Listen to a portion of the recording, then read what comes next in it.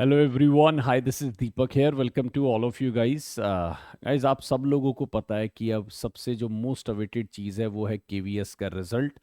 Although बड़ा disheartening रहा था जब केवीएस में और जो सुप्रीम कोर्ट का वर्डिक्ट आया था, जिसमें बीएड वालों को सुप्रीम कोर्ट ने डिसअलाउ कर दिया था, उनको अब पीआरटी के लिए है ना डिसक्वालीफाई कर दिया था। और केवीएस का रिजल्ट भी डिले होने का एक बहुत बड़ा रीज़न वही था कि जो क्या कहते हैं, केवीएस में जो अथॉरिटीज़ है वो वेट कर रही थी कि सुप्रीम कोर्ट का एक फाइनल वर्डिक्ट आ जाए तो उसके बाद ही वो रिजल्ट आउट करेंगे।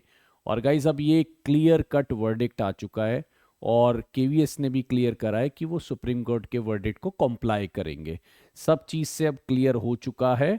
हाँ, अभी भी कुछ पटिशन डली हुई है जिस पर वेट किया जा रहा है, बट मुझे थोड़ा सा स्केप्टिकल है कि उस पर बहुत ज़्यादा कुछ रिजल्ट निकल के आएगा। तो ये चीज़ थोड़ी सी क्लैरिटी हो गई है और केवीएस ने बार बार बोला है कि हम सुप्रीम कोर्ट के वर्डिक्ट के अकॉर्डिंग ही जाएंगे। ठीक है, तो अब ये पिक्चर कुछ हद तक क्लियर हो चुकी है कि पीआरटी को जो है वो सिर्फ आपके जो डिप्लोमा जेबीटी वो सभी है ना, जो भी हमारे पीआरटी के थे जिन्होंने बीएड करी थी, वो अब इसके लिए क्वालिफाई नहीं करेंगे। ठीक है, तो इसका मतलब जो पीआरटी की कट ऑफ है उस पर इसका एक बहुत मेजर इम्पैक्ट आएगा, क्योंकि कहीं ना कहीं जो है बीएड वालों ने इसका कंपटीशन काफ़ी बढ़ाया था, है ना। और अगर हम देखेंगे तो कहीं ना कहीं जो है उसका कट ऑफ, अगर बीएड वालों को इसमें अलाउ नहीं किया जाएगा फ्यूचर में, तो उसका कट ऑफ जो है फिर डाउन आने के, देखिए जब बीएड था तो उम्मीद की जा रही थी, ठीक है ना, कि कट ऑफ जो है लुकिंग एट अदर, जैसे टीजीटी पीजीटी में आपने देखे थे कि कट ऑफ 128 130 है ना। तो यानी ये माना जा रहा था कि 140 से 150 के बीच में ज़्यादा था। मतलब ये 140 से 150 के बीच में हमें तो अंदाज़ा लग रहा था कि अगर बीएड को इंक्लूड करते हैं तो ये 140-50 में जा रहा था। लेकिन अब जब बीएड इंक्लूड नहीं है तो कंपटीशन आपको थोड़ा सा कम नज़र आएगा। और मैं एक कट ऑफ लेके आया हूं जो मेरे हिसाब से, अंदाजे से, मतलब थोड़ा सा रेंज मैंने रखी है, जो मेरे हिसाब से मुझे लगता है कि कहीं ना कहीं वो कट ऑफ दिख सकती है। तो चलिए आइए जरा देखते हैं कि बी है ना केवीएस पीआरटी की कट ऑफ किस हद तक जा सकती है या क्या उसमें उम्मीद है। आपके सामने देखिए वैकेंसी 6414।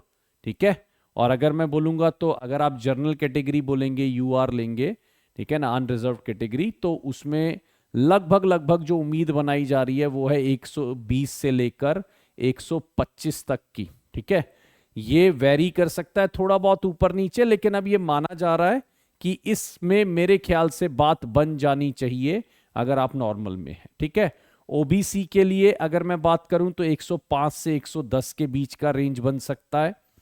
ठीक है, एससी के लिए 105 हो सकता है ये 100 तक भी चला जाए। ठीक है ना, 105 हो सकता है ये, इसको मैं रेंज रखूंगा 100 से 105 के बीच में। ठीक है ना, और मैं इसको भी एसटी को भी 100 से 105 के 100, मतलब इसको मैं 100 से 105 के बीच में ही रेंज रखना पसंद करूंगा। ठीक है ना, अगर मैं बोलूं तो लगभग लगभग ये आप देखेंगे तो इसको आप 100 से 105 के बीच में रख सकते हैं, इसको भी आप 100 से 105 के बीच में रख सकते हैं। ईडब्ल्यूएस कैटेगरी मेरे को लगता है क्योंकि उसमें नॉर्मल ही रहता है, तो ईडब्ल्यूएस कैटेगरी को भी आप 105 से 110 की रेंज में रख सकते हैं। ठीक है ना, इसको भी आप 105 से 110 की रेंज में रख सकते हैं, ये ध्यान रखिएगा। राइट, तो आप अगर एक आइडिया रखें, तो मैं इसको अगर समझूं तो इसको मैं दोबारा थोड़ा सा क्लैरिटी से बता देता हूं।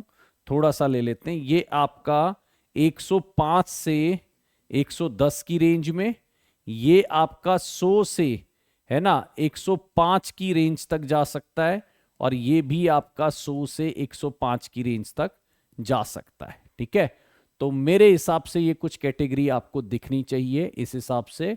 और क्या कहते हैं, बाकी बहुत ही जल्दी उम्मीद की जा रही है।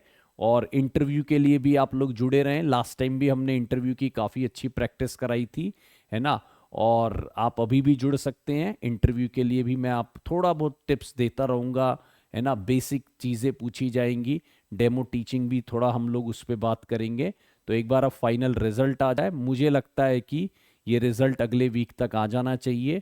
थोड़ी वो लीगल कॉम्प्लिकेशंस में रिजल्ट अटका हुआ था, अदरवाइज केवीएस अपने मतलब टाइमली चीज़ों के लिए जाना जाता है और टाइमली जो है भर्ती की जाती है। हम लोग उम्मीद कर रहे थे कि सब चीज़ें जो है वो जुलाई अगस्त तक क्लियर हो जानी चाहिए, बट वो लीगल कॉम्प्लिकेशंस के अंदर फंस गया। एक बार आप देख लीजिए मेरिट, है ना, हाँ जी। तो वो लीगल कॉम्प्लिकेशंस के अंदर फंस गया, तो थोड़ा सा मामला अटका हुआ है। अभी भी मुझे लगता है कि एक जो फाइनल वर्डिक्ट जो है सुप्रीम कोर्ट ने, एक और जो रिव्यू पिटीशन गई हुई है मेरे ख्याल, उसका भी शायद हो सकता है थोड़ा वेट किया जा रहा हो।